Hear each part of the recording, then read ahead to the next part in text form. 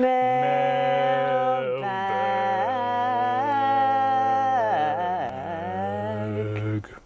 All right, that's a mailbag. Not bad, not bad. That sounded like a mailbag. We're missing our third. I missed the last two episodes. We've been missing our third. We're like a barbershop duet instead of a barbershop trio. Barbershop trio. It's a little sad. It's a little sad, but Rich he'll be back. He'll be back for the finale. And his vocal cords will be ready to sing mailbag once again. Oh, they better be. Yeah. So yeah, we got some mail. We've let's see what we got here. We got some real mail. We got some electronic mail. Yeah. So let's start with these postcards first. So we got this one from. Wait, I don't even know if I've seen this one. Oh, you haven't read that one? Should I read it out loud? Yeah. I'm just going to read it to myself and just put it away. All right. Hello, Viva Physical Media team. I also visited Film Noir Cinema in Brooklyn along with Kim's video display at the Alamo Draft House. Kevin, hope you find lots of video stores on your travels. What are some of your favorite NYC movies? Connor. Oh, boy. Favorite NYC movies. I mean, come on, they're all going to be the, like, Martin Scorsese movies and shit. I'm a big like grimy Abel Ferrara NYC little. I like some. I don't know. I like Frances Ha's a good NYC movie that I like. Stranger Than Paradise. Stranger Than Paradise is a good one. Any of those like NYC movies. You talked about Smithereens on an episode. Oh yeah, that's good. No Wave sort of like punk NYC is good. New York Times Square. Times Square is great. Ghostbusters, I'm going to just say it. Ghostbusters, one of the great New York City movies. I mean, they even say I love this town and stuff. I mean, I talked about Trauma on here briefly in an episode, and so the Trauma movies, even though technically Traumaville is in New Jersey, the fake city that Trauma movies take place in, they film them all and they all live in New York City. Yeah, Shoot them all in New York City. Yeah. So you know what, Connor? Hold that thought. Yeah, we'll come back. I actually do want to address this, and maybe next episode we can do a quick rundown, like 5 favorite New York movies, or not even favorite, just some to check out. Kind of like a Rapid Rex, but for New York City movies. Specifically. Yeah. Yeah, let's do it. Okay, cool. Right, so hold tight. So we'll come back to it. Yeah. You know, that was more generic answer. And thanks for this postcard. Oh yeah, thanks again. Cool. Traveling all over. And went to the videos. That was the place you went. Yeah, the Film Noir. Yeah, to see Black Magic 2. Yes, got there. We got there. We got there. The title is irrelevant. It was a great movie. Film Noir Cinema in Brooklyn. I wish I knew what I wonder if he just visited or if he saw something there. Yeah, well, when you watch, Connor, let us know. Let us know in the comments below what you saw. Also got another mystery postcard from our mystery fan. Love it. La Bestia de la Montaña. And then it says, Kevin, is this beast in Montana? So you can tell it's the same because it's the same. The stamp. It's the stamp. This guy better not run out of stamps. Whoever this person is. Yeah. Yes, this beast is in Montana, and you have to watch out for it wherever you are. Just don't. It's a big state, but you know, this creature's fast. So I hope yeah. It was just there, and it was like, I hope these postcards keep coming, even though you're not going to be here anymore. Well, they haven't all been addressed to me. A lot of them have been. 2 of them have been. I'm just saying, I would also like some mystery postcards, you guys. Yeah, I hope they still keep coming. They just stop. Don't stop these. Please, don't ever stop sending these. Yeah, no, but these also, are cool. like, you know. Also, if you do want to keep sending them, and you can still address them to Kevin if you want, I'll just like take a picture and send it to him. I'll still be watching the show from afar. I'm gonna keep talking to Kevin after this. I'm just gonna cut you out. Oh my god, that's so sweet. No. I didn't know that until just now. Yeah, surprise. I thought you were cutting me out. I was considering it, but now I've made my final decision to keep you as a friend. Do you want to read this one, since it addresses a movie that you talked about recently? Yeah. This is from Madeline, who used to work here. Hi, Madeline. Hi. This is cute. Card with Viva it's addressed to Viva Physical Media. Perfect. Too, so this is for us, not just randos. Yeah, Scarecrow. It's for us. Dear Viva, thanks as always for the great recs and for the ability to rent by mail from Scarecrow Video. Rent by mail. If you don't live here, you can still rent from us. That said, Emily, one of your picks, Don't Deliver Us from Evil, gave me nightmares after I fell asleep twice on my couch while watching. As an ex-Catholic school kid, same. I loved so much of it, but honestly wish the final scene / ending had lasted longer / spoiler for this movie, so just skip if you haven't seen it. / I wish they would have killed themselves sooner. I don't think the birds in this film deserve to die. I can only assume they were killed IRL, but perhaps you can prove me, please, wrong? No, sorry, they're probably killed in real life. Pretty bird. Ultimately, the girl's cruelty and glee in offing the groundskeeper guy's pets, roommates, friends with her bare hands is what gave me the nightmares. To be clear, did you end up watching this yet? I have not seen it yet. To be clear, so sorry, you're getting all the spoilers. I read it already. To be clear, the bursting into flames part was the best, so thanks for that. We can stop with the spoiler. Has Viva considered a segment on bird movies? I know it's a slippery slope from dogs to cats to birds to horses. Please, no, LOL. However, and as always, there's only so much time. I'm sure I can't be the only one looking for better / more fun bird films than Polly or Wild Parrots of Telegraph Hill, etc., etc. Madeline. P.S. Some beer from my friend's brewery is en route, which I'm excited for. That's cool. Where does she live now? Philadelphia. Cool. Yeah. Bird movies. I don't know, but I do remember Polly, and I remember that movie making me really sad because it has that like Curly Sue girl in it. It was just a sad movie. I think I don't really remember what happened. But then the bird was like talked all the time. It was like Jay Moore was the voice, I think. I don't remember. I just remember it made me sad. I don't know bird movies. Nah, who cares? I mean, I'd love to. I mean, would you? I mean, I wouldn't love to, but I'd love to because it got me thinking. Like, what even bird movies are there? Like, she named 2, and I was like, oh yeah, I could forget. Rio. That kid movie. There you go. It's about birds, right? It's like a jungle, tropical bird movie. Yep. There's the documentaries. Winged Migration is really good. Oh, what about the penguin movies? I feel like there's a lot of penguin movies, more so than other. Happy Feet. We have March of the Penguins. Yeah, but we also have. It's like this. It's that '90s movie, animated movie about the penguins. There's like the macaroni penguin and the other penguin and. The macaroni. Yeah, penguin? That's what they're called. That's what they called themselves in that movie. Penguin and the Pebble. Yes. I haven't seen it, so. Well, this is digging deep for that one. That one is one that like lives deep in the caves of my childhood mind that I don't remember anything other than like I feel like one of the penguins called himself or was called a macaroni penguin, but that also could be me when I was like 9 thinking that's what it was called and then just like holding on to it and then never revisiting it again to fact check myself. You just yelled at the screen, macaroni penguin, and then that's what you remember. And then that's it. And then I never fact checked later. It was just whatever. Hey Rocco, I guess this means we put our differences on ice? Get it? Huh? Put our differences on ice? I'd like to put you on ice. Yeah. Oh, what's the one? There's the one with Anna Paquin with the geese. Oh, Fly Away Home. Fly Away Home. That one's sad too.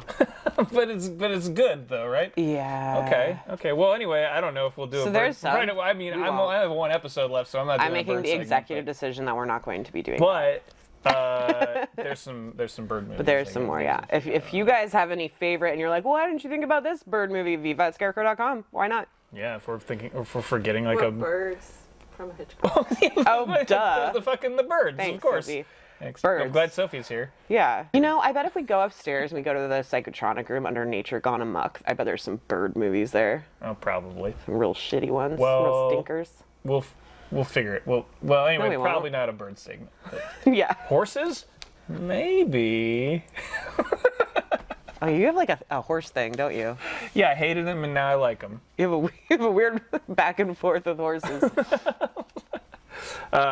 Anyway, thanks for the card, Madeline. Yeah, that was awesome. And I hope you enjoyed your the pack of bingo cards I sent you with your last order. So I got one more. Did you read this one? Did you read this email? Yeah, I did. Okay, so we got one from our guy Troy in San Francisco. It says, since Kevin will be leaving, soon be leaving on sabbatical, this might be a good time to ask. Can you share details of Viva Physical Media's origin story? How did it come about? Whose brain did it originate in? Your all's, John's, Kate's, was the dog segment the origin? Did you all frequently wish you could talk more about dog movies with others? And from that desire arose the idea for a YouTube show. Keep up the good work. Looking forward to the next 43 episodes. Troy in San Francisco. Thanks, Troy. P.S. Kevin, if you find yourself in the Bay Area on Saturday, September 10th, be sure to check out the Pasolini retrospective at the Castro Theater. Cool. Featuring everything from his early neorealism stuff to his most notorious film in the 35mm. Are you guys going to be there then? So we won't be in San Francisco on September 10th, but we probably will be going through San Francisco at some point.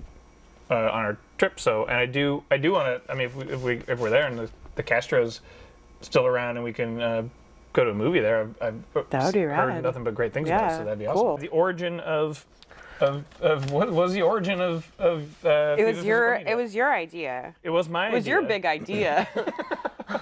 It was my big idea. I can't remember what spurred it on exactly. It was just like it was something I kind of had an idea to do for a while, and something I think that Scarecrow should have been doing a while back. Yeah. And my friend Travis and I had made videos for Scarecrow before and done some TV commercials, but just And there were nothing like a this. podcast before We'd done this a podcast, and that kind of died out. And now there's the new podcast, but I think it was just I had this idea like we should have a YouTube show talking about movies. I was like, oh, who would be good to co-host with me? And I was like, well, Emily would be great, but I wasn't sure if you'd be into it, and so I wasn't sure if I'd be into it. I asked you at a barbecue, I think at your house one night. Yeah. And you were like, I don't know, and I'm like, and by the end of the night, I talked you into it, and that was in 2019. Yeah. Yeah. And that was in 2019, and then we shot a couple. Again, the mythic, which maybe I'll still edit together. I'm gonna have a lot of time on my hands. The lost episodes that I found. We shot a couple back then, and my idea was just sort of like I wanted to just kind of do something like this. Casual sort of like, hang. It's like hanging out, talking about movies and stuff. Yeah, and like almost like a public access show or something. But also like highlighting the store and like there's stuff you can get at Scarecrow and why. Kind of like seeing what you read about Scarecrow, but like. Actually like, oh, we're watching these movies and stuff like that. Yeah, and coming straight from the people who work here and stuff. And also it worked out because, I mean, me and Kevin were, obviously I've worked here for like 9 years and Kevin's worked here forever. And so me and Kevin have known each other for like 9 years and we, hung out outside of work and like drinking beer and talking about movies anyway. So it wasn't like, oh shit, like this coworker I barely know I'm gonna do like a YouTube show with. No, that was why I was like that would be perfect because that's what when we're hanging out outside of work, we're like, well, the movies we watched and we talk about movies we watch. So it's like, well, let's just do that, but we'll film it, and Yeah. And that was pretty much it. We shot a couple in 2019, and there was technical problems, and then various reasons put it on hold for a bit, and then kind of during the pandemic, while we were closed, all like kind of brainstorming more things to do for Scarecrow to kind of help us through. We were like, well, let's just revisit this and actually do it the right way. Let's just do it the right way. And if you watch our first episode, you might think like, was that really the right way? But no, it is. It is. I don't know if you've gone back and watched the first couple episodes. It's like, whoa, this is way different. Not different, but it's I just haven't like, revisited those in a while. It's fun. It's fun. It's just like the first episode's like a half hour. Yeah. Long. You're like, what are we even talking about for a half hour? Like, I don't know. Dog movie wise, the origin was for a long time, every holiday season, me and Kevin, I don't know how you and I were the ones to just kind of focus on that. There was so many dog Christmas movies, and so one day of the year we would do Dogsmas, which we talked about Dogsmas a couple times on this show. Yeah. Where we would kind of just highlight all the different dog Christmas movies. We'd play them at the store and all day, and to the delight of all of our other coworkers. Yeah, and so since we were kind of the spearhead project managers of Dogsmas, we were like, why don't we just like talk about? Well, originally we were like, we should talk about dog Christmas movies on the show, and then we're like, we should just talk about one dog movie every show. It'd be kind of like a funny niche thing to do. Yeah. And now you have, 43 dog movies that we've talked about so far? Like, that's true.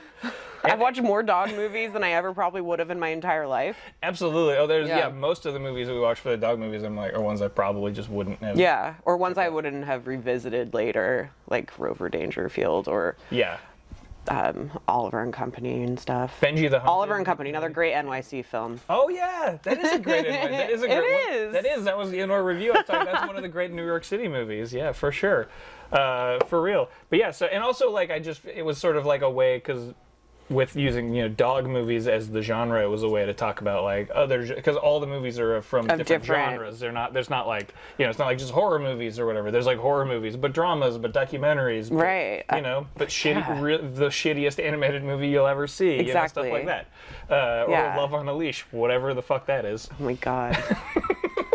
If anyone watches that because of because of what we have done. Because of us. It's like passing on the curse. It's like oh fuck, you've never seen The Ring. I swear to God, there should be a supercut of me trying to like make The Ring references to you, and then realizing halfway through you've never seen The Ring. I've seen the Japanese It Ring. doesn't matter. It's not the same. I know, but I know the premise of The Ring. Well, it's different because.